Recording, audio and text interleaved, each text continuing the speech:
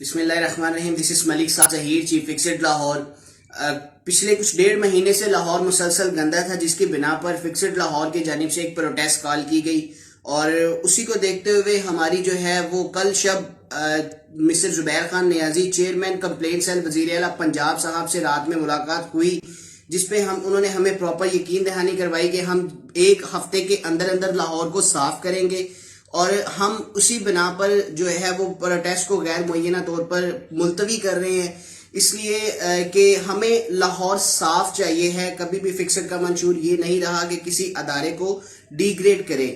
دوسری چیز یہ کہ اگر آپ لوگوں کو کہیں پر بھی کسی جگہ پر کچرا نظر آتا ہے, آپ لوگ ہمیں اس کی لوکیشن کے ساتھ ہمارا جو فکسڈ لاہور کی کمپلین سیل نمبر چل رہا ہے, ہیلپ لائن چل رہی ہے, اس کے اوپر شیئر کریں.